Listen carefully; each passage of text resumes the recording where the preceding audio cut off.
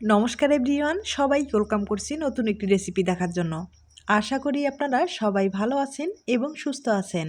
আজকে সাবুদানা দিয়ে একটা পিঠা রেসিপি নিয়ে আসলাম। সাবুদানা দিয়ে যে এত সুন্দর পিঠা তৈরি হয় না দেখলে বিশ্বাস করা যায় না।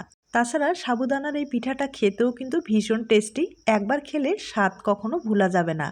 চলুন এবার মূল রেসিপিতে যাওয়া যাক, আশা করি আপনাদের ভালো লাগবে।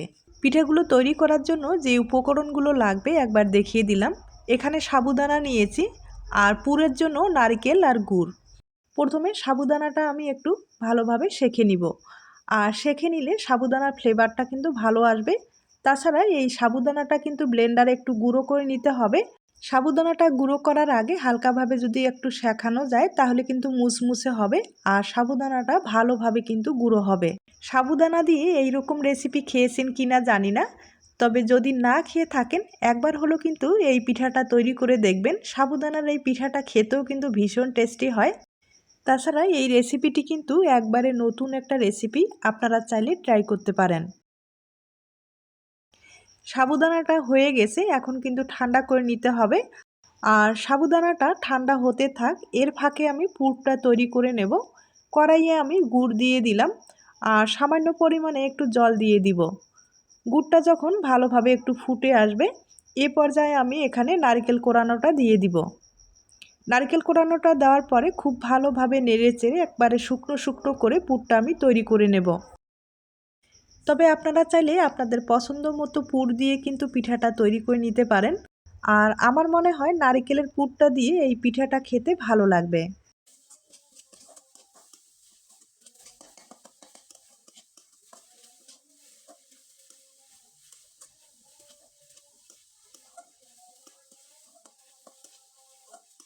নারকেলের পুরটা হয়ে গেছে, একবারে শুকনো শুকনো করেই তৈরি করে নিলাম। এদিকে কিন্তু সাবুদানাটাও ঠান্ডা হয়ে গেছে, এখন আমি ব্লেন্ডারে খুব ভালোভাবে গুঁড়ো করে নেব।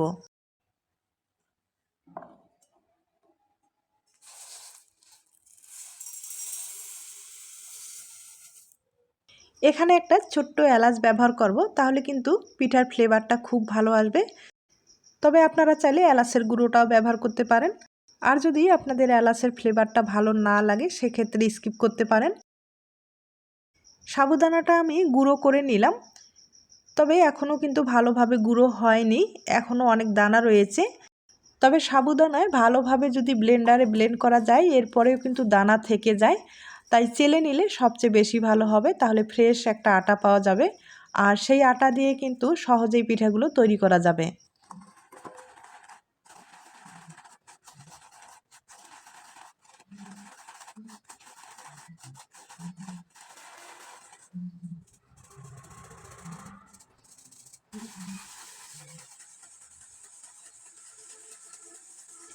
আমি কিন্তু ভালোভাবে চেলে নিলাম, আর অনেকগুলো দানা রয়েছে, হয়তোবা দেখে বুঝতে পেরেছেন। এই দানাগুলো কিন্তু অন্য কাজে ব্যবহার করা যাবে। এবার আমি স্বাদ মতো একটু লবণ দিয়ে দিব আর খুব ভালোভাবে একটু মিশিয়ে নিতে হবে। এখানে জল দিয়ে একটা ডো তৈরি করে নিতে হবে, তবে নর্মাল জল দেওয়া যাবে না, এখানে ফুটন্ত গরম জলটাই ব্যবহার করতে হবে। আমি ফুটন্ত গরম জলটা দিয়ে ডোটা তৈরি করে নেব। আর জলটা কিন্তু একবারে দেওয়ার দরকার নেই, বেশি কম হতে পারে। এগুলো যেহেতু সাবুদানার আটা, এই আটাগুলো কিন্তু একটু আঠালো হয়ে থাকে, তাই জলের পরিমাণটা কিন্তু একটু বুঝেই ব্যবহার করতে হবে। আর অল্প অল্প করে জলটা দিয়ে ডোটা তৈরি করে নিতে হবে। এখন আমি হাত দিয়ে খুব ভালোভাবে ডোটা তৈরি করে নেব, তবে এই ডোটা কিন্তু একটু সময় নিয়ে ভালোভাবে তৈরি করে নিতে হবে। সাবুদানার আটার যে ডোটা তৈরি করবেন কোনোভাবে কিন্তু ঠান্ডা জলটা ব্যবহার করবেন না। আর ঠান্ডা জল ব্যবহার করলে এই ডোটা কিন্তু তৈরি করতে পারবেন না, ডোটা কিন্তু ফেটে যাবে। আর যদি গরম জল দিয়ে ডোটা তৈরি করেন সেক্ষেত্রে কিন্তু তৈরি হবে, তবে একটু সময় নিয়ে ডোটা তৈরি করে নিতে হবে।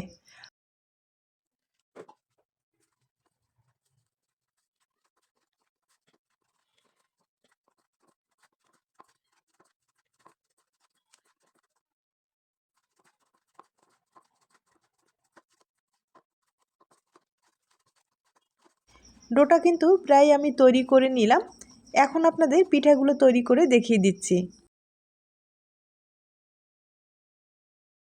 আমি ছোট্ট একটা লিচি কেটে নিলাম আর বেলে নিলাম, তবে মাঝারি সাইজ করে বেলে নিলাম।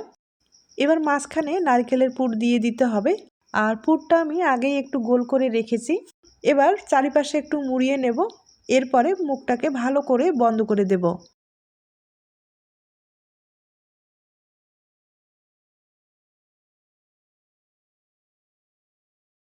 পিঠাটা আমি গোল করে তৈরি করে নিলাম। এখন একটা শন দিয়ে আমি ডিজাইনটা তৈরি করে দেখিয়ে দিচ্ছি। আর এই ডিজাইনটা কিন্তু একবারে সহজ একটা ডিজাইন। আপনারা চাইলে কিন্তু সহজেই এই ডিজাইনগুলো তৈরি করে পিঠাগুলো বানিয়ে নিতে পারেন। আর আমি কিভাবে ডিজাইনটা তৈরি করে নিচ্ছি হয়তোবা দেখে বুঝতে পেরেছেন। আর এই ডিজাইনগুলো একটু দেখে যদি বুঝে নেওয়া যায় তাহলে কিন্তু সবচেয়ে বেশি ভালো হয়।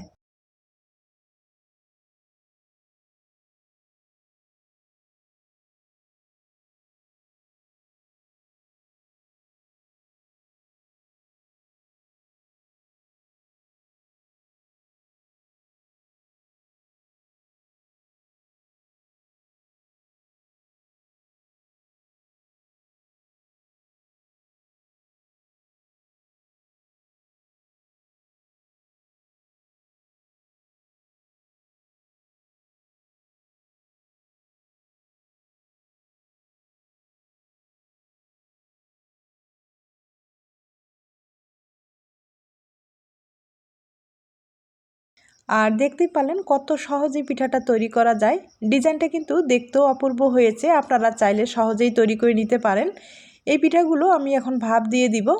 আর ভাপ দিতে বেশি সময় লাগবে না, 1 হইতে 2 মিনিটের মতো ভাপ দিলেই হয়ে যাবে।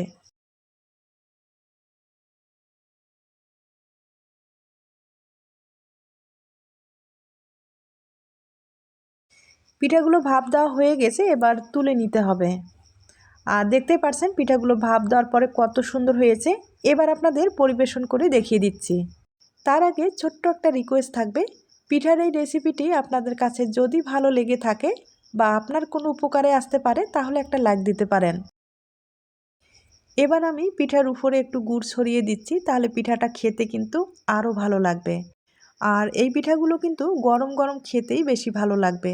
এখন একটা পিঠা আমি আপনাদের ভেঙে দেখিয়ে দিচ্ছি।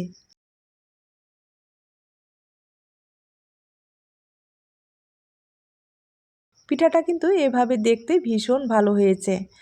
আর একটা পিঠা আমি আপনাদের ভেঙে দেখিয়ে দিলাম। দেখতেই পারছেন পিঠাটা কতখানি নরম হয়েছে।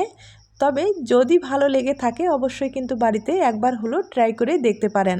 তাহলে আজ এ পর্যন্ত, নতুন কোনো রেসিপির সাথে আবার দেখা হবে। আর নতুন রেসিপির জন্য সবাইকে আমন্ত্রণ রইল। সবাই ভালো থাকবেন, সুস্থ থাকবেন এবং নিরাপদে থাকবেন। নমস্কার।